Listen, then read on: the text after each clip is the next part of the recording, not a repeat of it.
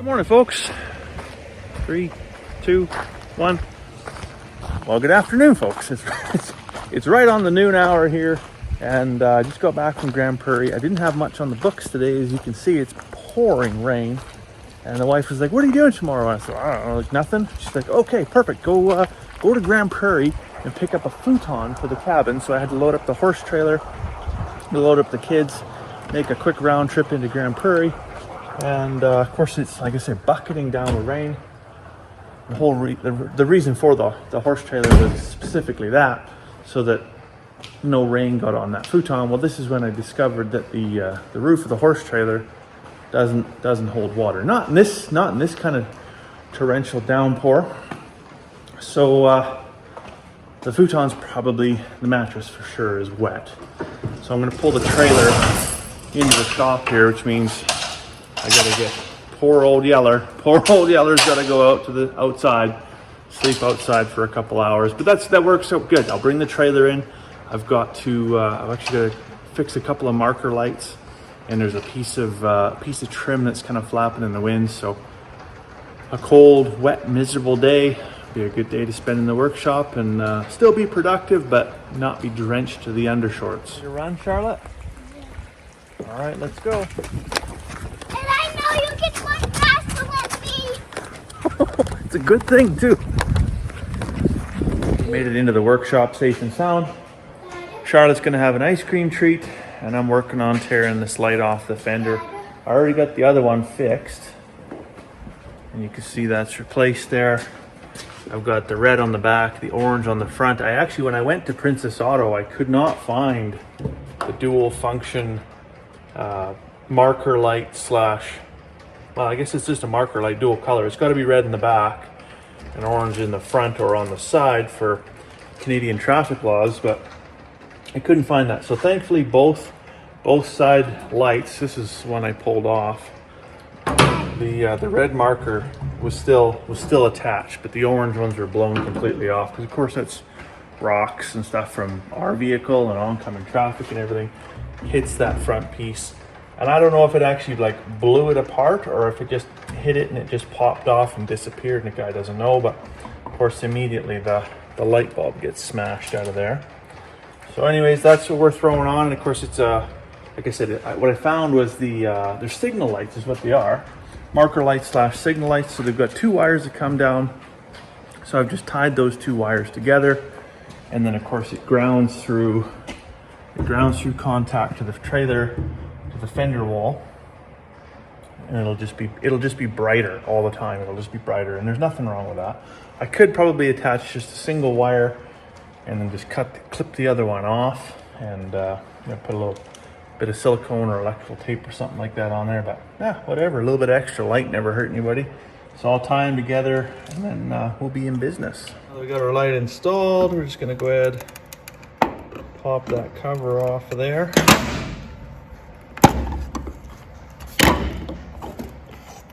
Slide this baby on. Just like that. Perfect. So we're on there now, and what I did is actually underneath these lens caps is I just put a little bead of silicone, went around my finger, and then just popped it back on. And so that'll make sure that, if a rock does come and just hit it in the magic spot there where normally it would just maybe pop off and fly away, well, that's not going to happen. And then it'll also keep some of the environmental conditions on the outside, right? It's not going to be a moisture-proof seal or anything by any means, I'm sure. But if it can keep the outside and the inside, it's probably going to last a heck of a lot longer. There's still torrential downpour outside there, but I'm just about to get the truck and back up here and plug in, and we're just going to test these lights. But here's a buyer beware thing for you. So like I said, the reason we hauled this thing to town today was because my wife picked up a futon on the buy and sell. So futons are notoriously uncomfortable, and I haven't slept on one since shortly after university. But anyways, I picked this thing up. It was $100. I go there, it's sitting underneath a shower curtain, actually, because it's raining, whatever. They had it underneath the shower curtain. And I looked at it, looked good. And then I went to pick up this end here, which you can see what that end of it looks like right now. but buddy that was selling it immediately went to that end. And I just, I made that body language assumption that it's like, oh, because it's an older fella, right? 60 plus years old. Maybe this guy doesn't want to walk backwards and step up backwards into the back of a stock trailer. I'll take that. I'll take the other side. So he lifted this side up and into the trailer, and just that drive home, which is all highway, because I took the whole highway, this whole piece just like came discombobulate. Like it just come right apart. Like it's completely effed.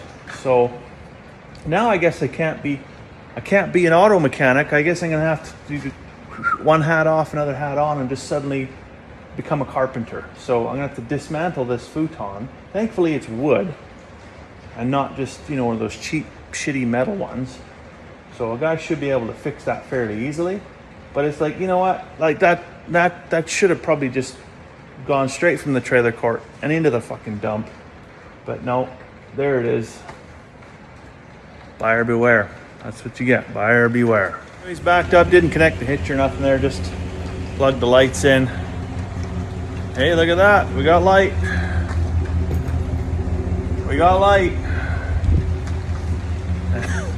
That's the best news I've had all day. From the back, we are legal. So little stuff like this is why you never ever want to throw away the Allen wrench that you get from the IKEA furniture you put together when you were 21.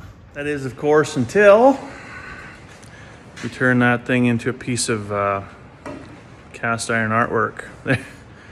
Those things are in there tight. We've got the end piece, you can see how it just came apart. It literally just disintegrated like this, and it's all kind of doweled and brad nailed together. So the stuff like this where it's like really, really loose, but there's a brad nail in there, well, it's just gonna get some glue. Hi, Finn. It's gonna get some glue and a rubber mallet and get tapped back together. But you can see what the actual issue is here. There's 2 dowels in there that are busted right off. And so I was hoping I had, because I've usually got a collection of some leftover materials from a variety of projects. I was hoping I had some actual old wooden dowels, but I don't. I could probably cut some, but I have nothing to turn it with, so it would be square, and I just have to wedge it in there and then fill the corners with toothpicks. But we're gonna try today is a pencil. So 9/32 drill bit is the same size as a number 2 HB pencil. So we're gonna give that a crack, see if we can drill out the old dowels and put that in there with a little bit of wood glue. I mean, it can't get any worse. It's literally in pieces, so it truly cannot get worse. Open out, Finn? Here, let's have a look. Fits perfectly in there. Okay, so I got this end piece all reassembled. Largely, this is kind of all glued together, as you can kind of see some glue in there. The brad nails that were originally there, the heads had pulled through.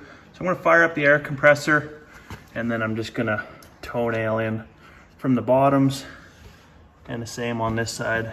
Boom, boom. I'll put a 45 to hold it together, and then start looking at maybe some reassembly.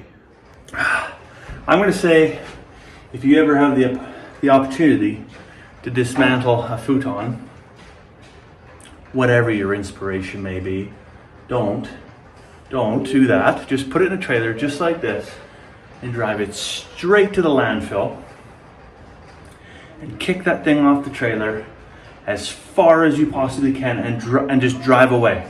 Just drive away. I tell you, so this thing was previously dismantled and put back together, and you think like these IKEA bolts that I talked about, yeah, they'd all match.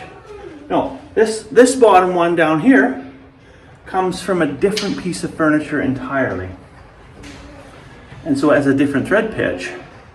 And so of course I didn't realize that. So I'm trying to assemble all of these, and I don't realize that this one's different because the nut on the back side, of course, is a different thread pitch as well. And everything is just cross-threading, and I can't get it to line up, and I'm fighting with it. And so I got it stacked on 2 batteries just to get the level right. Even Finley thinks this is just a terrible project, don't you? Yeah, it's an awful project. You'll love it once it's done, though, I promise. Let's try this thing out. Hey, look, It's a couch.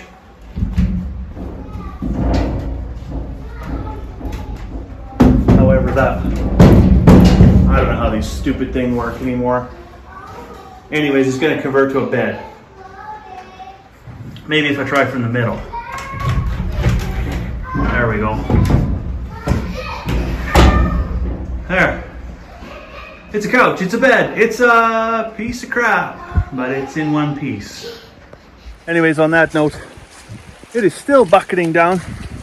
We're gonna head in the house, see about a bit of ham for supper. So I'll let you go for now. Hope you have a fantastic evening. We'll see you tomorrow.